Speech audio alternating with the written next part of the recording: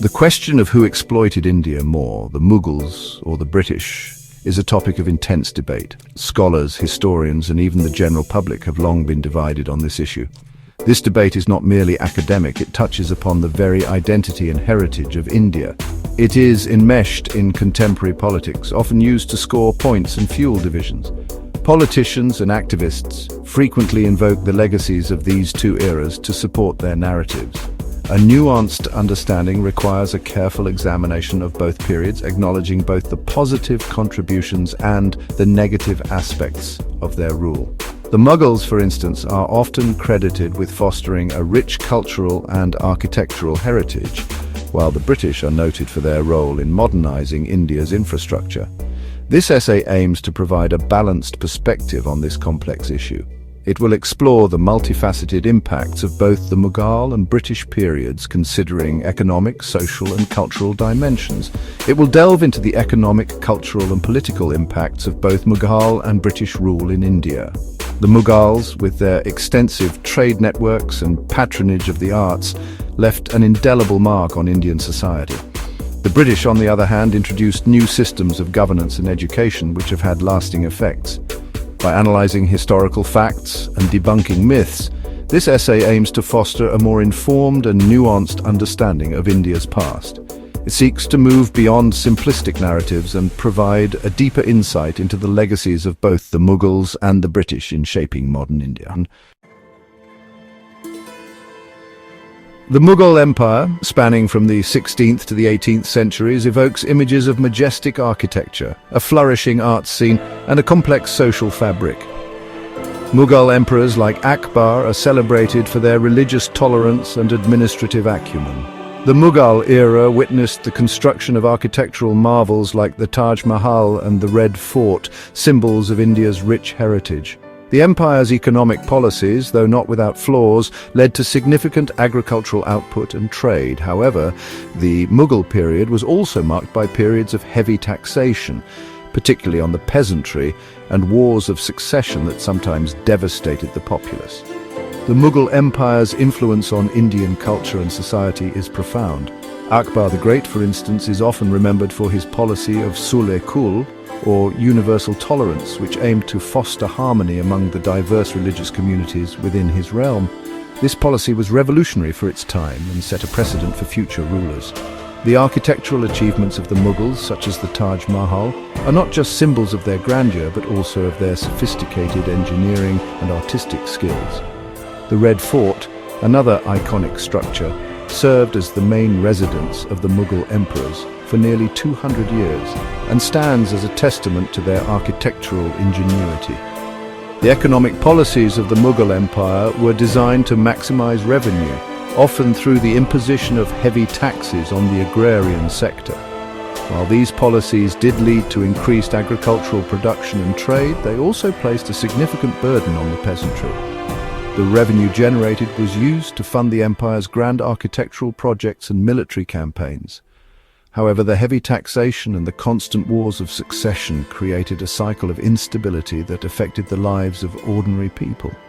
The Mughal Empire's trade routes facilitated the exchange of goods, ideas and culture, making it a significant player in the global economy of the time. The empire's strategic location allowed it to control key trade routes, which contributed to its wealth and influence. However, the internal strife and external pressures eventually led to its decline.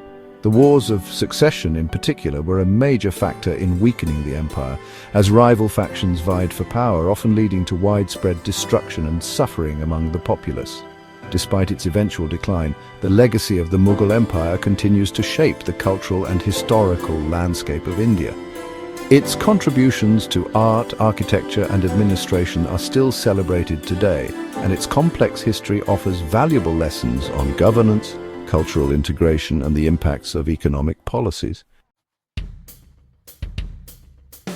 The British Raj, lasting from the mid-18th century to 1947, represents a stark departure from previous rulers.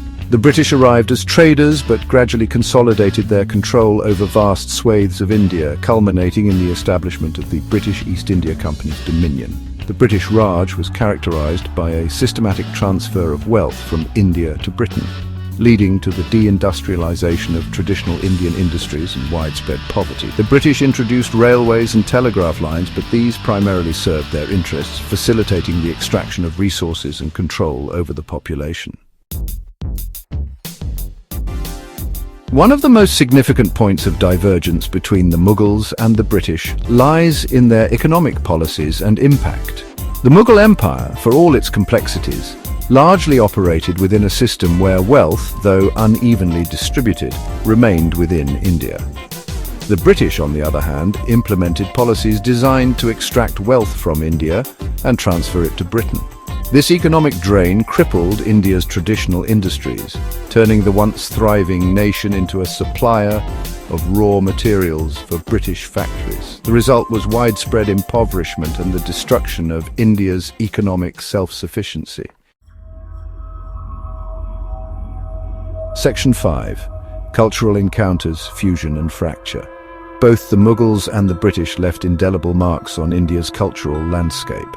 The Mughal period witnessed a fusion of Persian and Indian artistic traditions, resulting in a unique architectural style, miniature paintings and Urdu, a language that blended Persian and Hindi.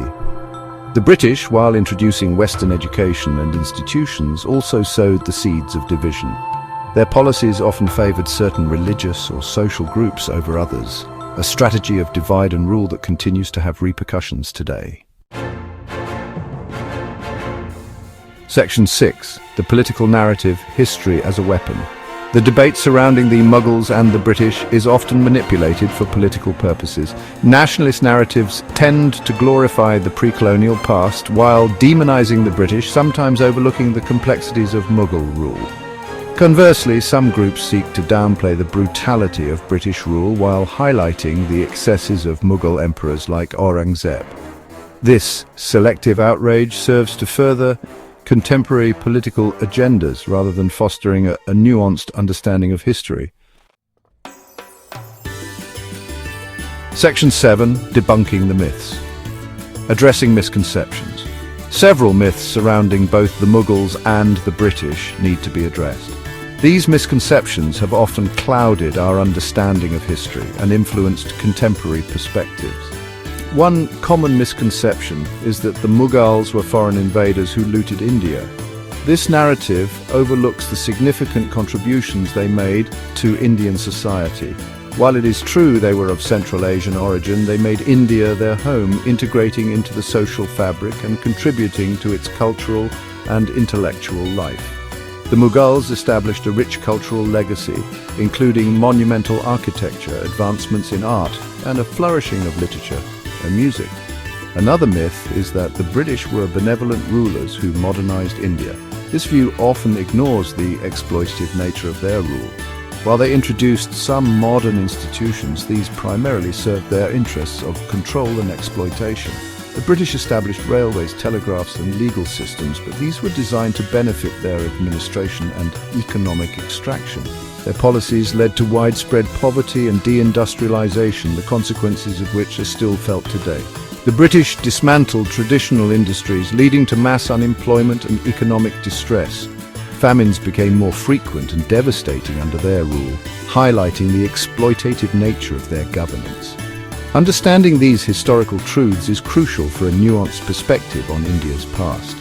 It allows us to appreciate the complexities of our history and the resilience of our people in the face of foreign domination. Section 8. The need for nuance. A balanced perspective. A balanced perspective requires acknowledging both the positive contributions and the negative aspects of both empires. The Mughals, while leaving behind a rich legacy of art, architecture and administration, also presided over periods of hardship and exploitation. The British, despite introducing some modern institutions, are responsible for the systematic economic exploitation of India.